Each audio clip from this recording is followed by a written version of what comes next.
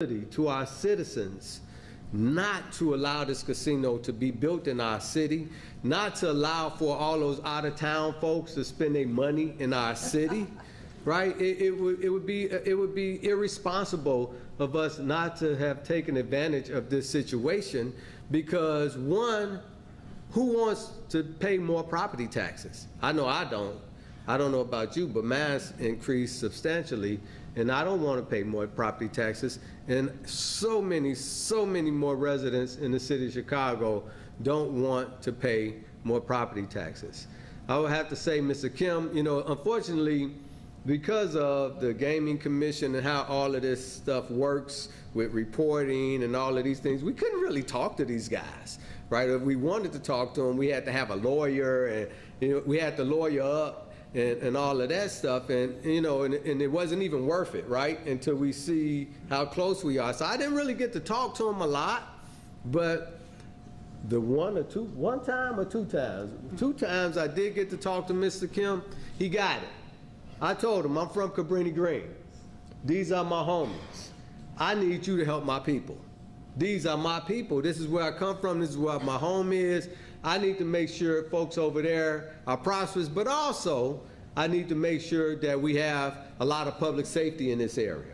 We need to make sure that it's safe in this community, that we need gang intervention, crime intervention, all of those things, but also we have schools and parks and, you know, centers and a whole bunch of myriad of things in the community, but also we have infrastructure that's needed in this neighborhood.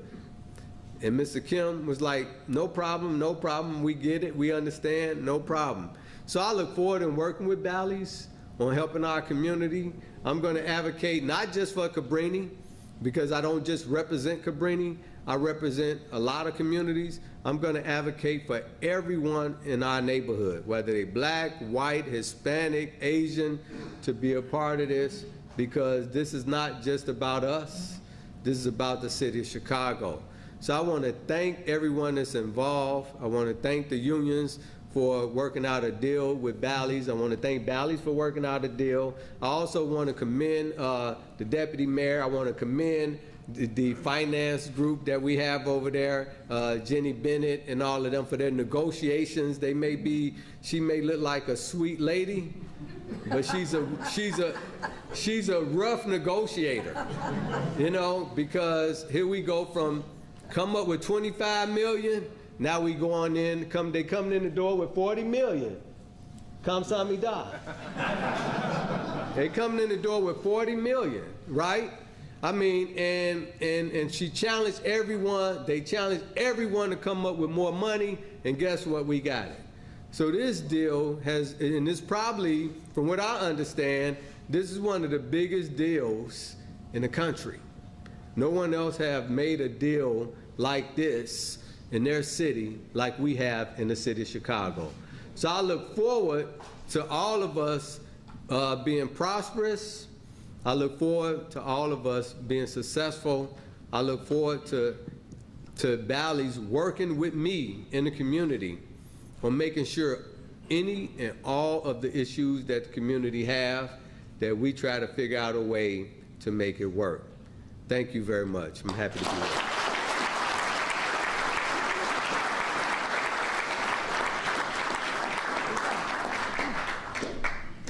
Hey, good morning. Old Member Arnett, just thank you for your courage. You are fierce. And Mayor Lightfoot, for your courage, I mean, to take on really transformational endeavors like we're seeing today. So this is an exciting occasion.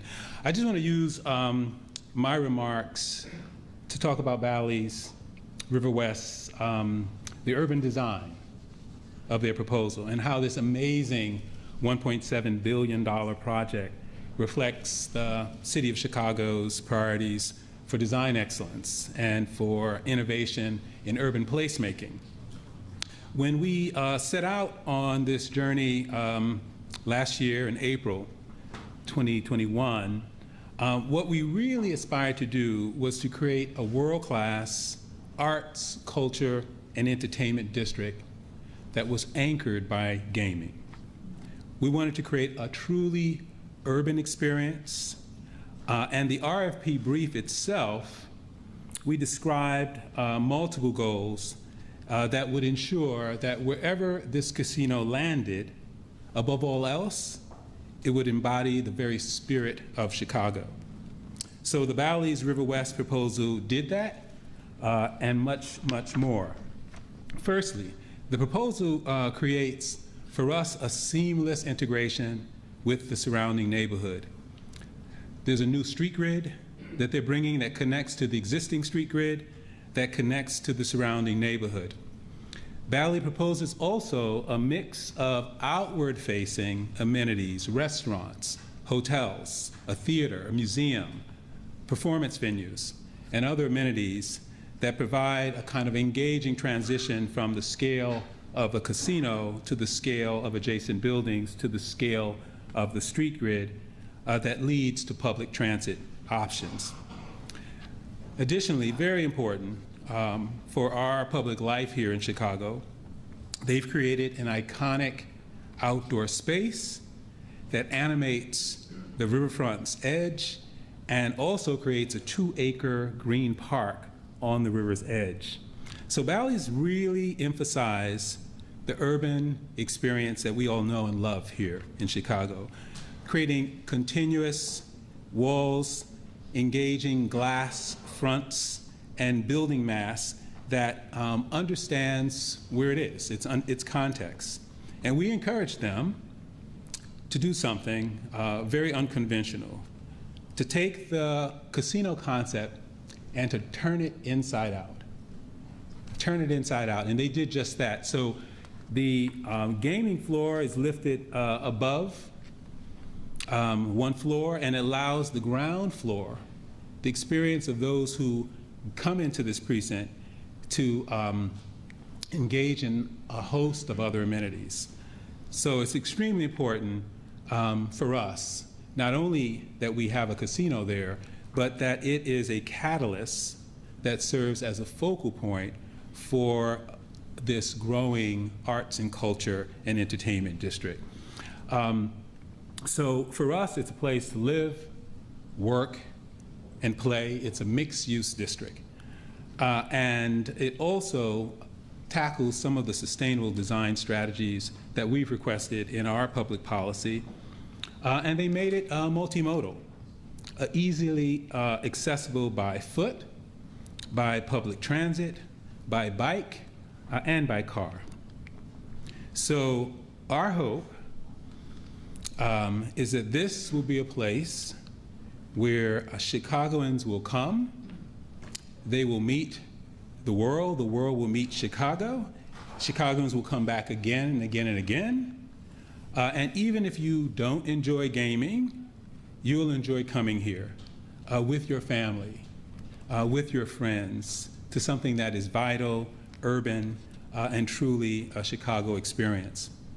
I just want to thank your design team for being incredibly inventive. I think all of the 5 proposals were inspiring, but the Bally's proposal in particular, I think, captured the spirit of Chicago. And so thank you, Chairman Sukim, and thank your team. My planning team, Commissioner Biagi's transportation team, are excited to start working with you to refine these proposals, to take them through the public process, to gain further community input, and we're all looking forward to this work.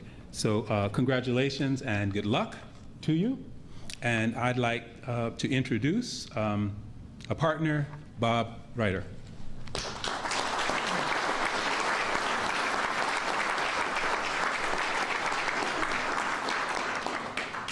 Thank you, Maurice.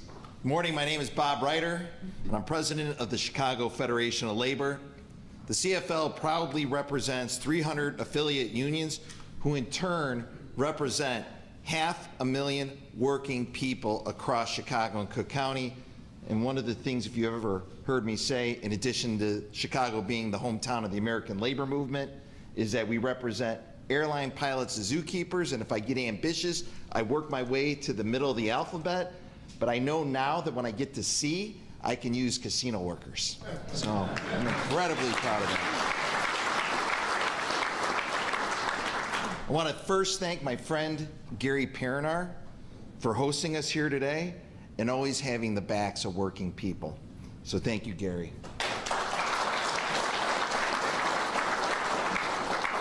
I am very, very excited to be here today.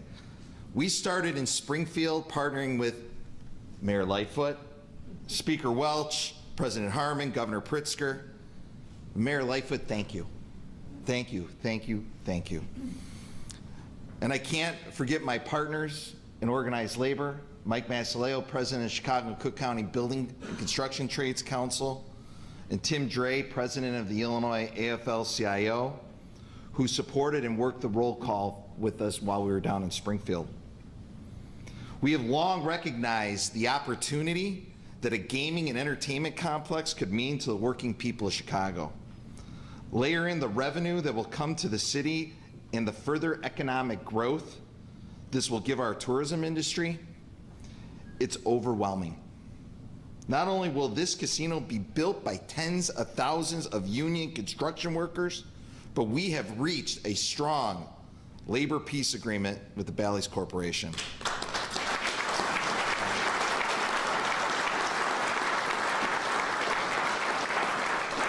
What does that mean? It means the attendant that parks your car, the dealer at the poker table, the server that brings your drinks, the stagehand that sets up the show in the theater, the engineer who keeps the building running. All of those workers will have the chance to earn family-sustaining wages and benefits because of this agreement. Workers in the hospitality industry. And where do workers like that come from? Chicago's 77 neighborhoods.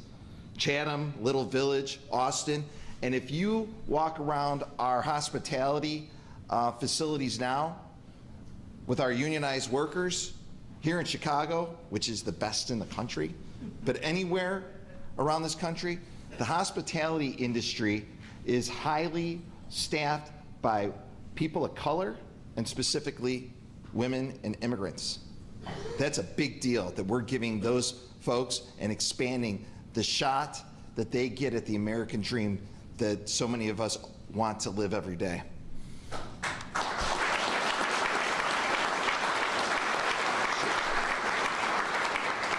I said it before, Chicago is a union town. It's the working class people who make this a world-class city, and it's the working class people of this city that will make this a world-class casino. I'd like to thank the unions who worked hard to make this happen today, all of our building and construction trades affiliates, Teamsters Joint Council 25 and Terry Hancock, IATSA Local 2 and Craig Carlson, Unite Here Local 1 and Karen Kent, Operating Engineers Local 399 and Pat Kelly, United Auto Workers Union and Ron McEnroy. Those last 5 unions are the ones that are going to represent the workers as we get in the door and organize them to be part of this union-driven casino. And I can't forget my good friend Jim Tracy from the Chicago Firefighters Union, who wanted to be here today and couldn't. This casino, through Jim's hard work, will protect fire and police pensions, and that's a big deal. And I also want to thank my Deputy Chief of Staff, Andrea Kluger, who's been working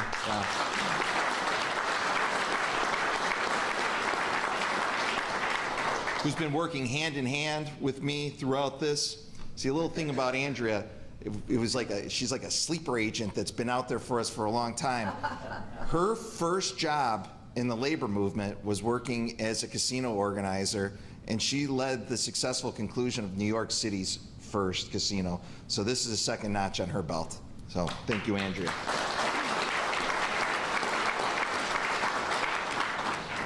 So again, I'd like to thank Bally's for being a great partner, and we'd like to thank, again, Mayor Lightfoot and Chicago City Council members who've had our backs to make sure the working people of Chicago are not overlooked in this process. And I want to note something very important, because I've gotten a lot of questions since our since I testified at the City Council. Everyone's like, well, who was the one that you've had conversations with? It's been Bally's. Bally's has been working with us for months now to get to an agreement. They are the ones who were in the door first. We weren't quite there a week and a half ago, but they were the ones who, as soon as we got out of that hearing, said, okay, let's finish this up. And they are the only ones, and everybody else had an opportunity. And I'm not here to, you know, say anything bad about anyone else, but I'd be remiss if I didn't know that Bally's was the only one who got to the finish line on a labor peace agreement. I want to thank Sue Kim. I want to thank Chris Jewett, who's been working with us on this. They came in, have engaged local partners on the operation and construction of this casino, and they recognize that this is a union town and that they're union in other cities, and that they wanted to hold true to their union values. So thank you guys for that. And like I said, the mayor's had our back every step of the way. Our friends in Springfield who are boots on the ground, who are here, our friends in the city council. Mike Zaleski has been, and not to highlight him over anybody else, but on low-wage worker issues, I don't think enough people know this, but Mike's actually one of the people that I call to see if we can break through on those issues to help me figure out strategies to get to the legislature. And I think it goes unrecognized too many times what a role he plays as an advisor to us over at the CFL. So thanks, Mike. And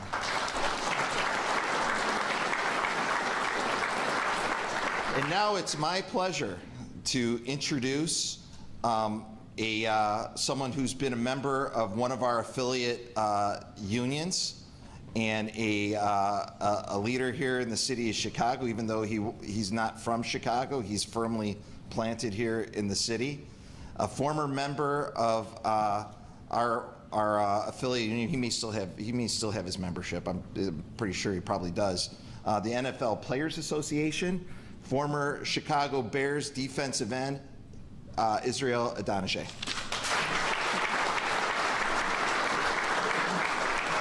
The only guy that makes me look small on the stage. Good morning, good morning. So before I came today, I made a commitment to myself. Often I'm accused of always using sports analogies. So I said, no sports analogies, I'm just gonna say my piece. But our mayor mentioned that this is a sports team, a team. So she opened the door, and I've got to walk through it, right? So, it's just incredible, and it's an honor to be a part of this moment.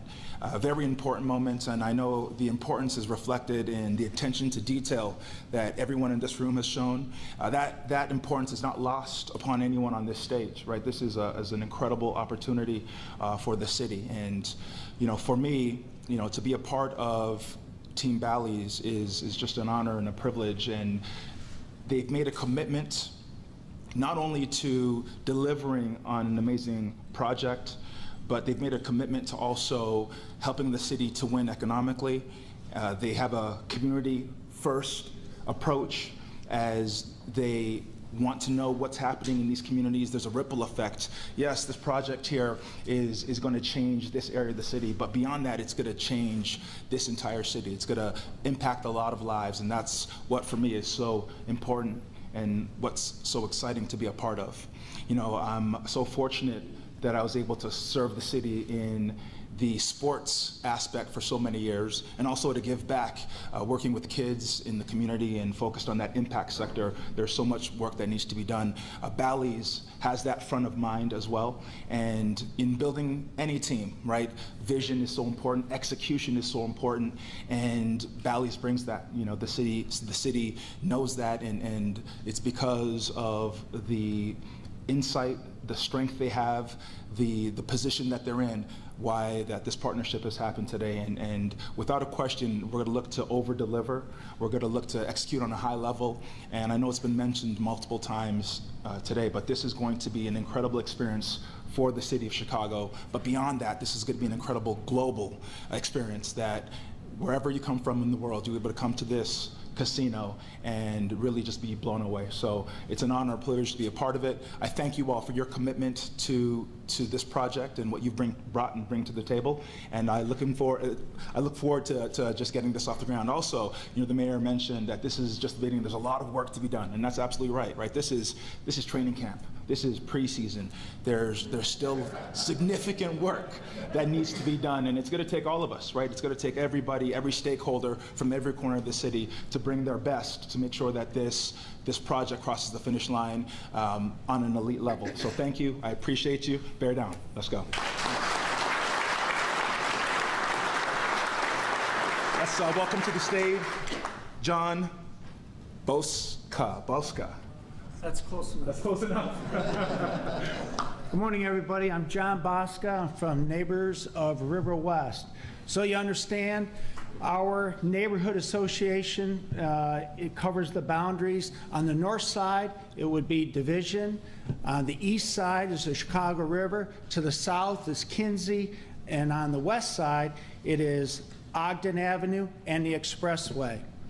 Our neighborhood group has contracted over time, and the reason for that is because everything around us has boomed. The West Loop, River North, a lot of changes over in Ukrainian Village, Eckerd Park. All those areas have boomed. Developers have looked at River West as being the hole in the donut.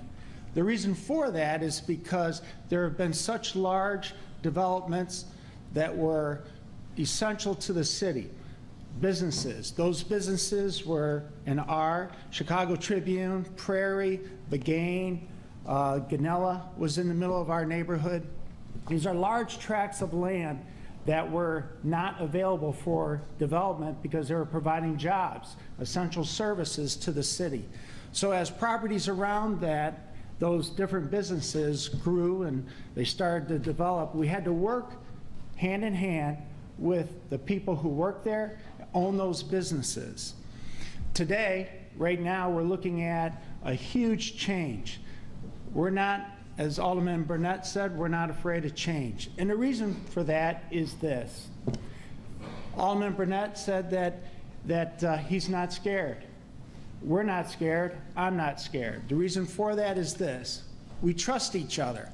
Alderman Burnett has been working with Neighbors of River West for over 28 years.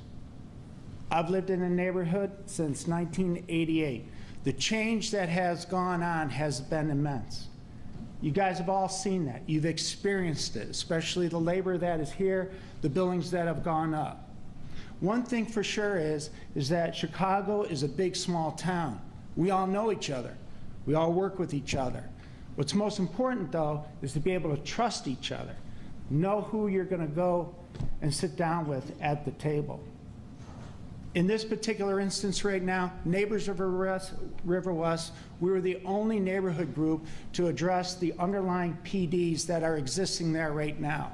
On the north side of Chicago Avenue, which we refer to as the insertion plant, that would be referred to as PD number 1399.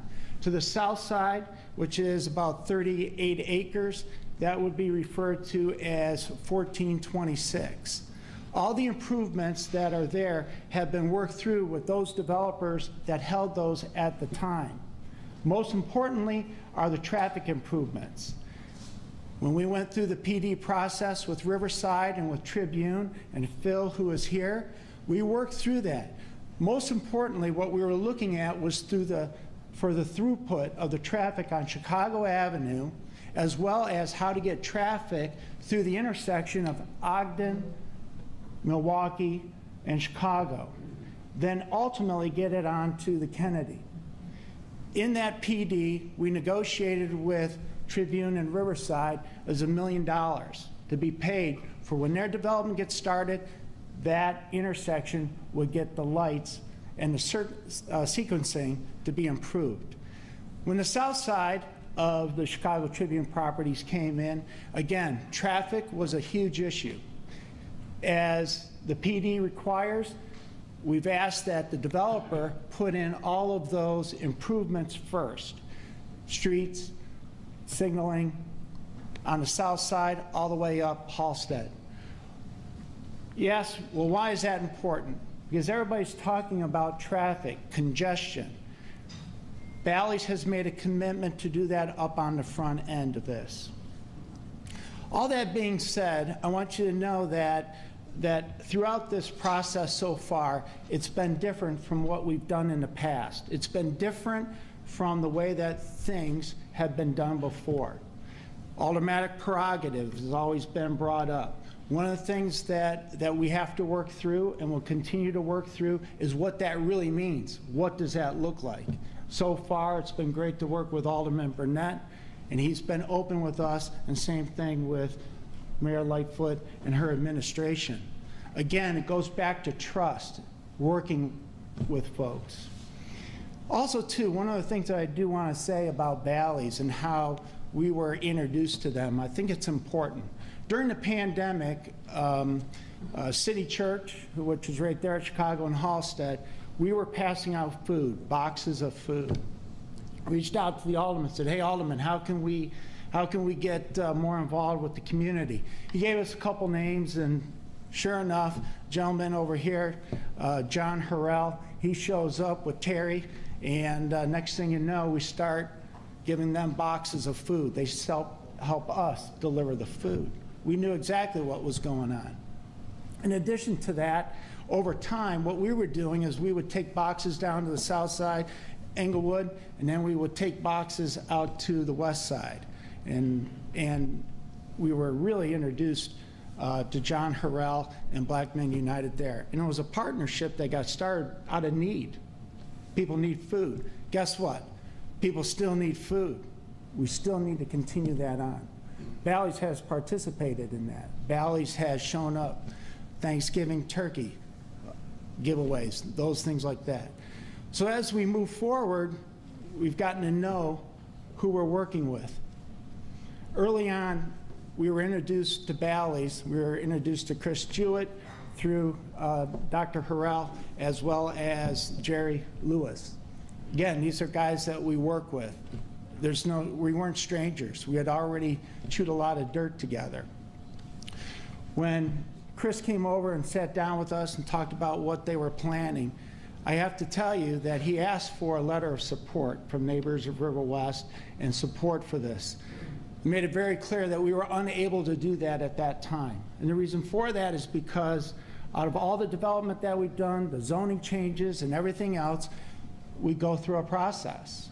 We had not gone through that process.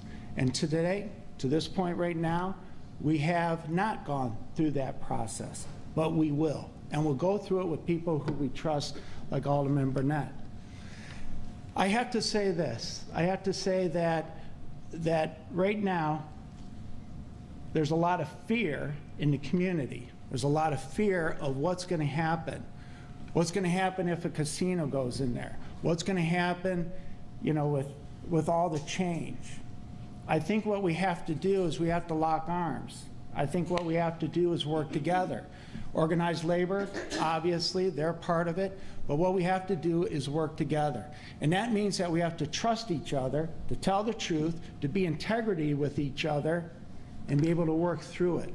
This is much bigger than River West. We realize that.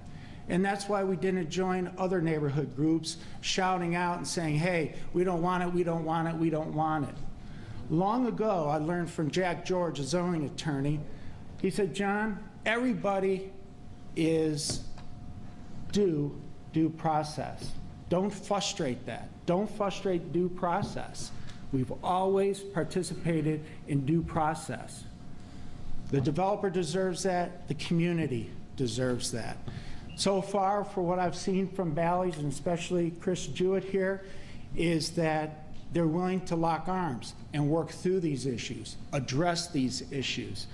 They're real, and so are those fears. But what I'm not afraid of is locking arms with Alderman Burnett and other community leaders to work through those problems. I know in the coming days we're going to have a lot of work to do. Look forward to it. Later on this afternoon, again, we started another development, which everybody knows as a Salvation Army down there. We'll begin working on that. Everywhere in River West right now, everywhere, there is development that is planned. And it's good to work with people who you can trust and who you can work with. Thank you. Thank you.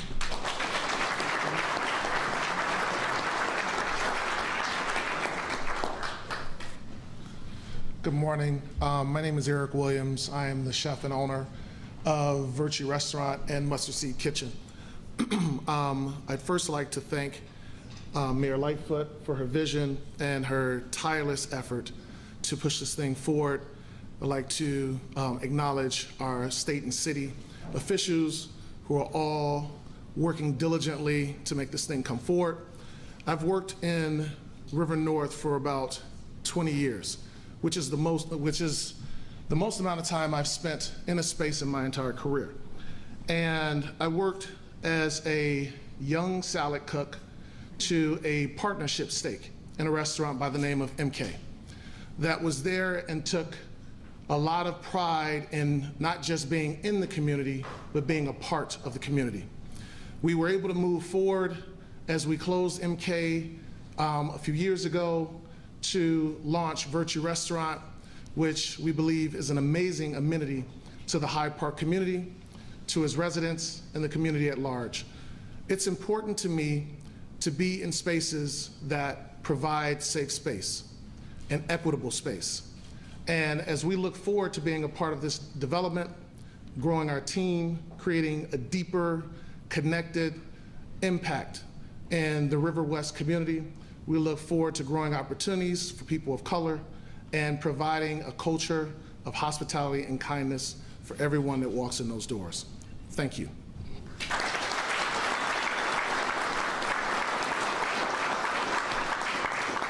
I'd like to introduce to you Jackie Gomez.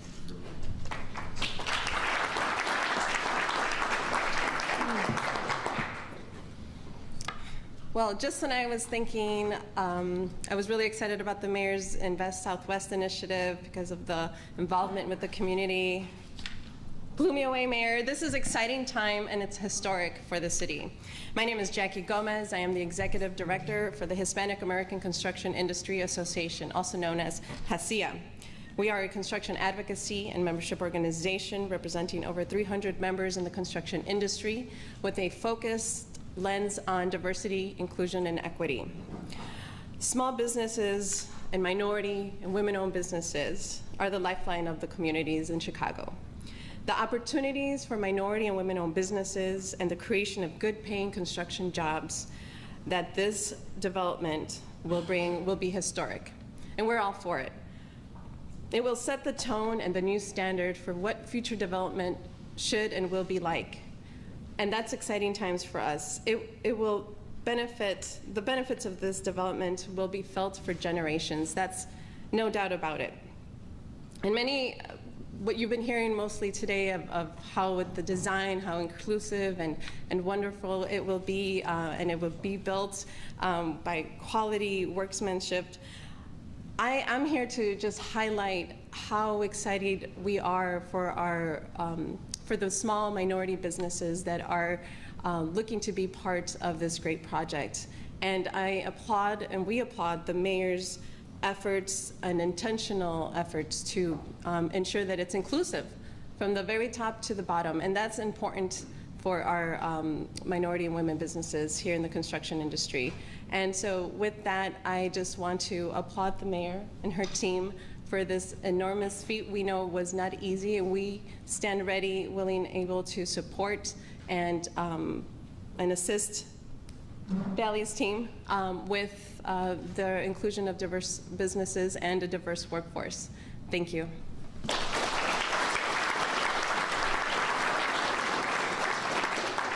I will now introduce Esther Morales.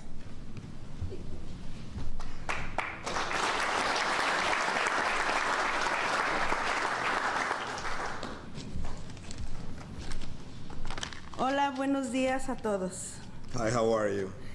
Mi nombre es Esther Morales, soy recamarera en Crown Plaza. Good morning, my name is Esther Morales. I'm a room attendant at the Crown Plaza Hotel in Chicago. Llevo 18 años trabajando ahí y me encanta convivir con la gente, atender a los huéspedes de todo el mundo, y estoy orgullosa de ser miembro de mi unión United Local 1. I have worked there 18 years. I love meeting with people and welcome guests all around the world. I'm proud to be a member of my union, United Here Local 1. Vivo en la villita con toda mi familia. En el tercer piso está mi mamá, mi papá y mis 2 hermanos. En el segundo vivimos mi esposo y yo. Y en el primer piso vive mi hermana mayor y mi cuñado y sus 2 niñas. Mi mamá es dueña de todos nosotros y nosotros la ayudamos a pagar todos sus gastos. I live in a little village with all my family. On the 3rd floor are my mom, my dad, and my brothers. On the 2nd floor, I live with my husband. And the 1st floor, I live my big sister, my brother-in-law, and their 2 daughters. My mom owned the building, and we all help together to pay the costs. Gracias a mi unión tengo trabajo, me permite mantener a mi familia y ayudar a mis padres. Thanks to my union, I have a job. It let me support my family and help my parents. Pero la pandemia ha sido lo más terrible que yo he visto y gracias a la unión tenía aseguranza durante toda la pandemia. But the pandemic has been the worst thing I ever seen. Thanks to my union, we'll be able to have health insurance the entire year. Las trabajadoras como yo merecemos buenos trabajos con un seguro médico accesible y de alta calidad. Workers like me deserve a good job with affordable and high-quality health insurance. El Casino de Chicago creará oportunidades para cientos de trabajadores como yo. The Chicago Casino will create opportunity for hundreds of workers just like me. Gracias al alcalde Lightfoot, al ayuntamiento por apoyarnos y sí se puede. Local Thank 1. you to Mayor Gracias. Lightfoot and the Chicago City Council for support us, and sí se puede. Thank you very much. Thank you.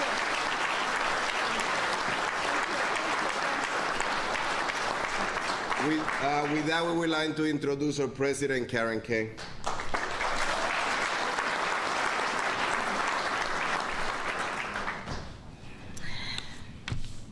Good morning. My name is Karen Kent. I'm the president of Unite Here Local 1.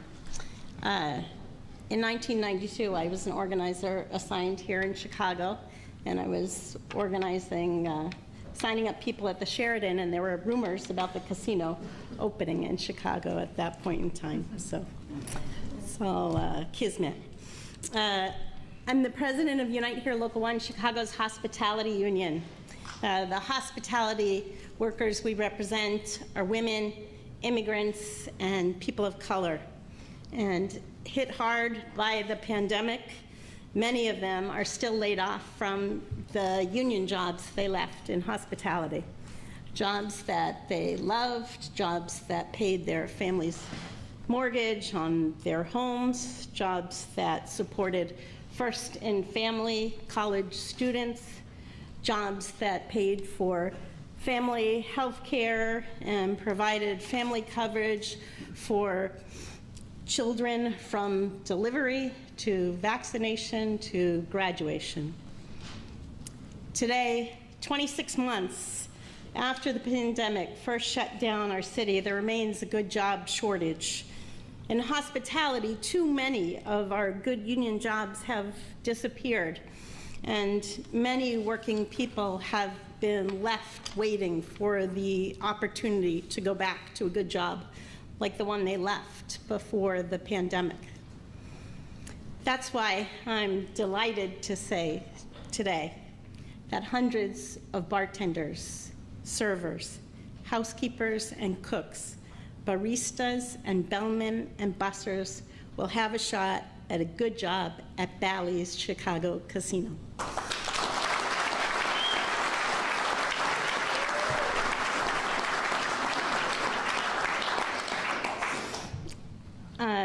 Bally's is the only bidder to commit to create a path to good jobs at the Chicago Casino. So we are pleased that the City of Chicago has selected Bally's to operate our casino.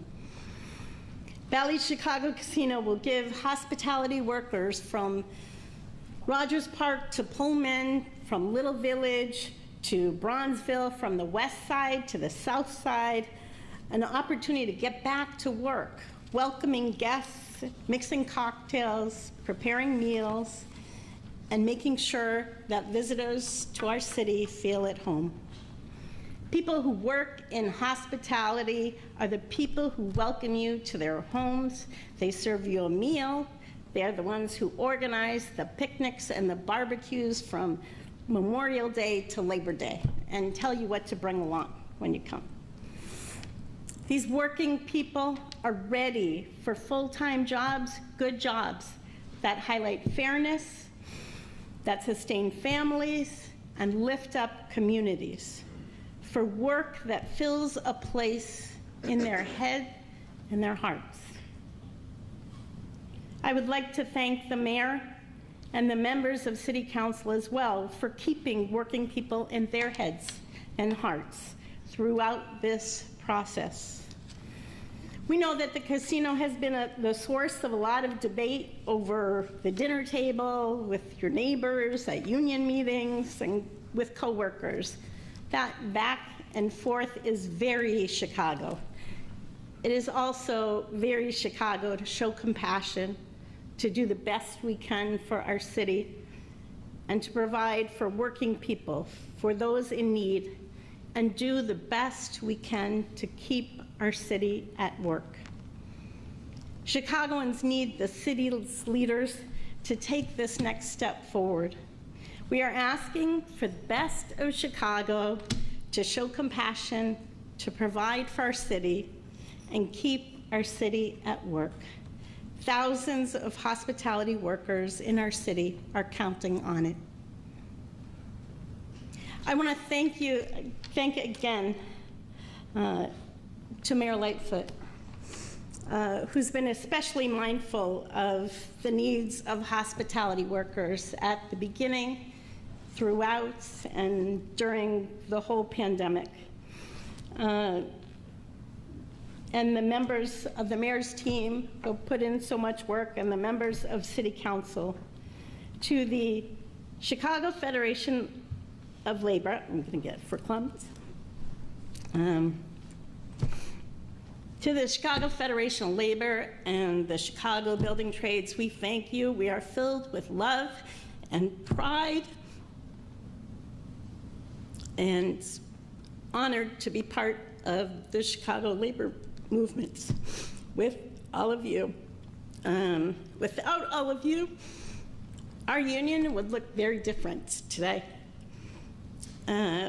We are fortunate to have a labor movement that believes in lifting all boats and that leaves no one behind. I'm so grateful to the mayor, to labor, to all of you. Thank you very much, and I'm looking forward on behalf of our members to doing this casino together. Thank you.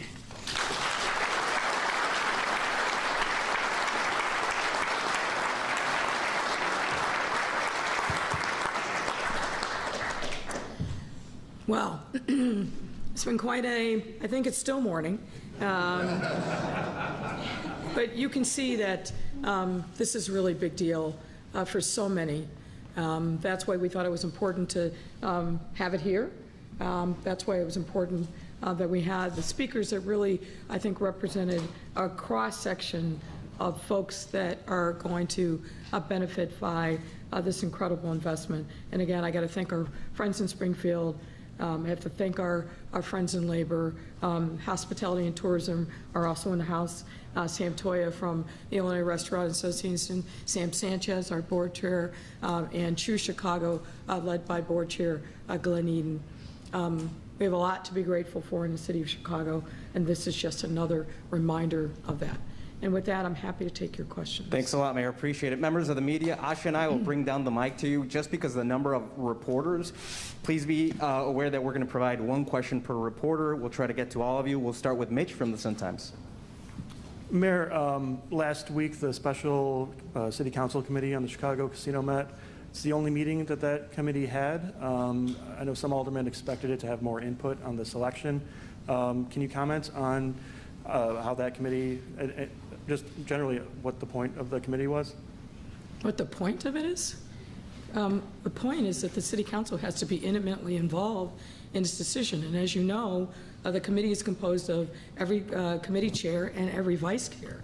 I think it's 3/4 of the City Council that is formally sitting in the committee, but City Council members, as is their tradition, any member, whether on a committee or not, has the ability to come, ask questions, and participate, and I think you saw some of that. So the point is the point. We believe in legislation, we believe in democracy, and this is something that the City Council has to be intimately involved in, and they have been.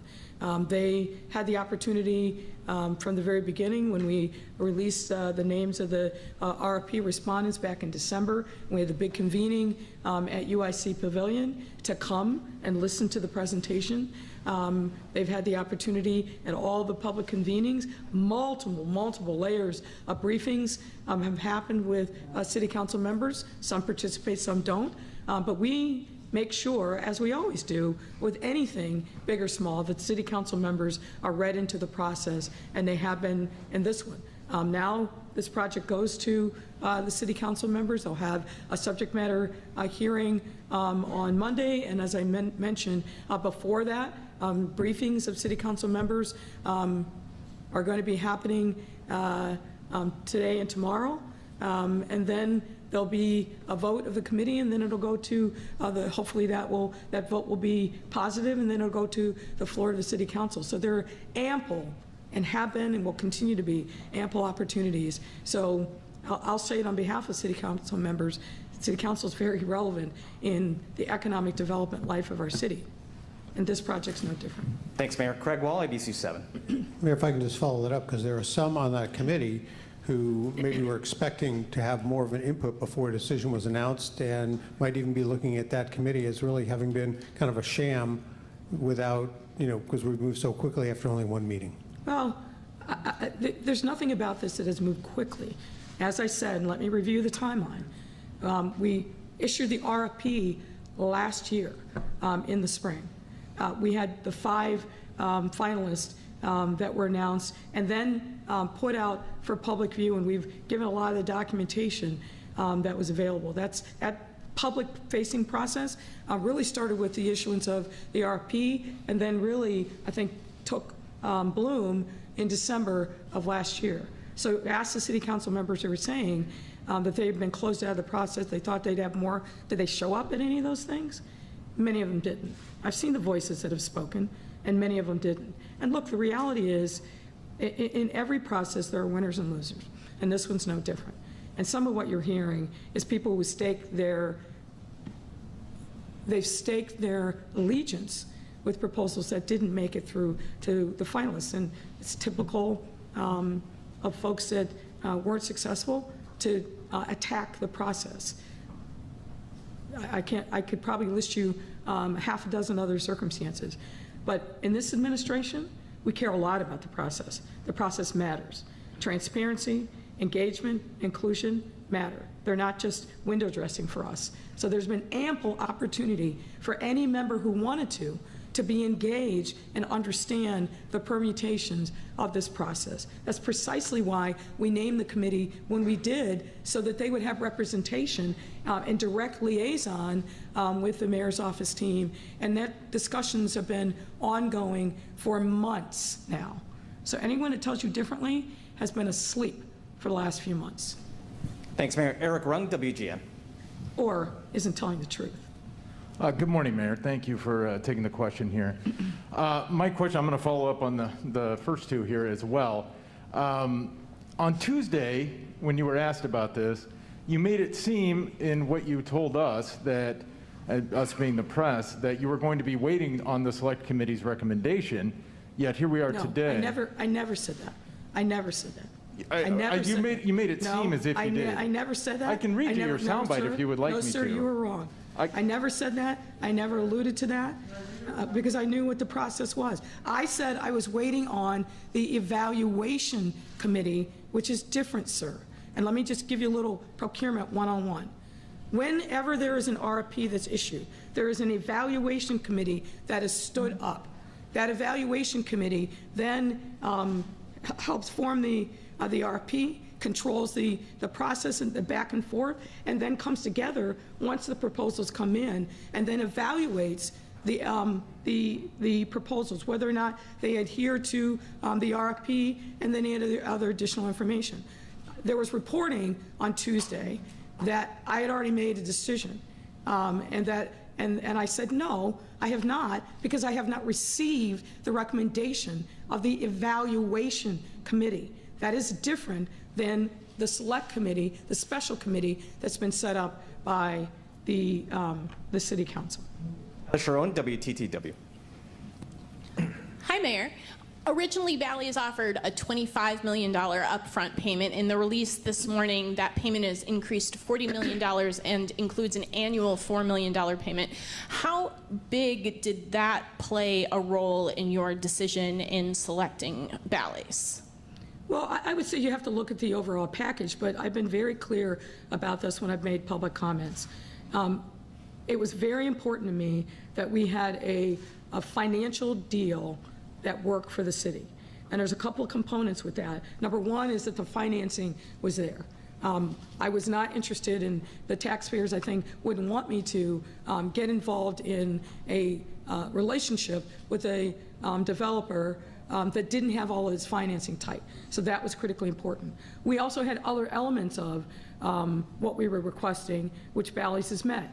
One of which, importantly, was an upfront payment and then an annual community benefit payment that we could use to supplement some of the work that's going to go on around the casino development, and Bally's has met that. So yeah, finances, of course, first and foremost, matter. Having labor piece, a critical part of it. Making sure that they were meeting real commitments around MBE, WBE participation, also critically important. I don't want to short shrift all of it, but those are some of the top line issues, and we were very transparent about that from day one, any RFP, and any conversations that I've had with the teams, whether it was a 5 when I met with them or when it was 3 with the finalists. We emphasize those pieces, and that's what our team has been really in negotiations around a term sheet for a long time with each of these teams, but those are critical pieces for us.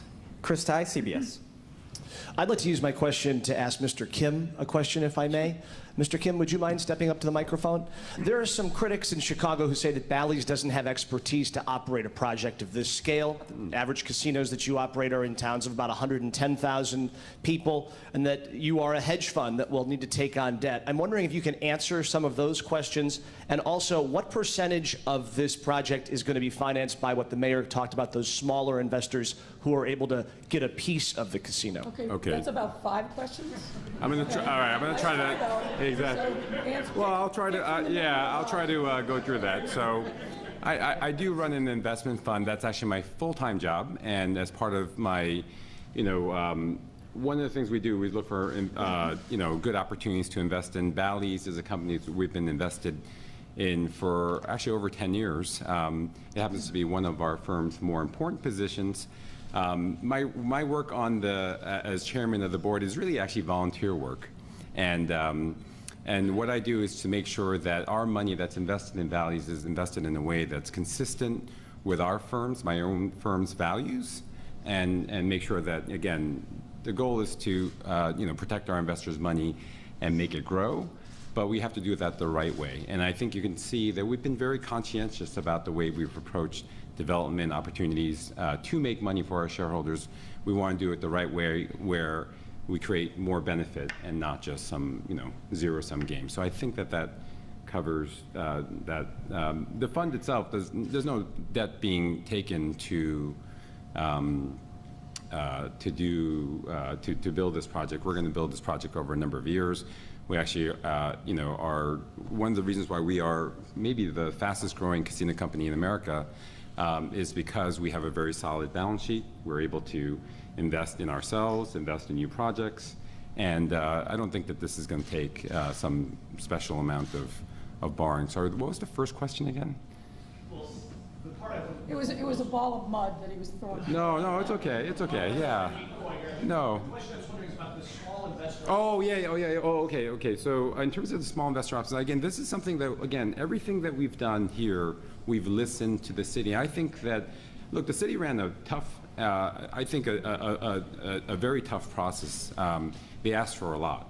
And one of the things that was very important to them was, hey, we have to make sure that this is just not, rich people getting richer. There has to be a way to share in the project. And so we came up with a very innovative community investment program, which we are going to continue to announce in the coming days and weeks. But I think we've fleshed through the basic parts of this, which is that, again, even small investors in the community, underrepresented groups, will have a chance to own a piece of the casino and have a meaningful stake in its success. So we're very excited about that. I think it is quite innovative, and sometimes it's good to do something that other people haven't done. In terms of our experience in managing casinos, it's actually really interesting. Our first casino, the first casino that is actually the core of Bally's, is our property right outside of Providence, Rhode Island. That has close to 5,000 gaming positions. Actually, versus the other bidders, I think it's larger than any of the other casinos that they run in terms of size and scope and scale. So I don't know. I think I don't doubt our ability to both build and operate this casino. Thank you very much. Alice from the Tribune. Hi, Mayor. So what do you make of two neighboring aldermen, Hopkins and Riley, who are not on board with the location and say their residents aren't either? And are you concerned about going forward without them on board? No. Not concerned at all. We have and we will continue to engage with city council members. There are going to be some that will vote no, and that's how the world turns. But I'm more than confident that we will have a good, solid majority that says yes to our residents, that says yes to economic development, and as Alderman Burnett said, aren't afraid of progress, aren't afraid to make investments that inure to the benefit of all of our residents, aren't afraid to make an investment in our police and fire pensions, and aren't afraid to put union members to work and make sure that we are building a strong economic future for our city. So I'm not afraid of that. Thanks, Mayor. Melody, Block Club. Hi, Mayor. I already see that there's a town hall scheduled for next Thursday, May 12th, following the announcement today. And I spoke to some community organizations that their perspective was that based on the special committee meeting in late April, that these community meetings would happen prior to a final decision. So I'm just curious what your message is to some of those groups that feel a little blindsided by the announcement this morning. They are happening before there's a final decision. The city council's got to vote. That's the final decision. All right, moving to the back with Mariah, WBEZ. Oh, thank you. Hi, Mayor. Hi there. When proposals near Chinatown were still on the table, community members... I'm sorry, I didn't hear the first part. When proposals near Chinatown were still on the table, community members there expressed concerns about gambling addiction among their residents. That's obviously not a concern that's exclusive to a specific area. It's been a large issue at the state as Illinois expanded gambling. Would you consider allocating any tax revenue from the casino to gambling addiction services in Chicago, or do you have plans to increase those services and find funding for Chicagoans as the casino opens? Well, whenever there's gaming, and as you know, there's been gaming in our state now for quite some time in a variety of forms, and gaming addiction is real, and we are absolutely mindful of it. We provide supports now, and we'll continue to provide supports in the future. And I know Bally's understands that concern and shares our values in making sure that we provide services for those for whom gambling addiction is very real. Mayor, we'll go all the way to the back. WLS, Mallory? It looks like she's got a follow-up. Okay. Specifically, do you plan to increase funding as part of this? That is something that we are definitely looking at from the city side, and I know Bally's is also concerned about that as well. Thanks, Mayor. Mallory, WLS. Thank you. I can see We'll go all the way to the back. Can you see me? I just had a question for you in regards to now that you have a casino picked, and that's an item off of maybe a bucket list for you. Can we expect you to announce your re-election for a second term here soon? Not today. No. Not today. I'm not going to step on the news of this great day, but yeah, I've told you it will come soon, and it will come in an appropriate way. But I'm really focused on doing the job that people elected me to do. And I know it's a topic of great fascination for the media, but I've been very clear about what my plan is. So it's just a question of saying it out loud in a public way, and we will do that. Thanks a lot, Mayor. That's a wrap. Have a great day, everyone.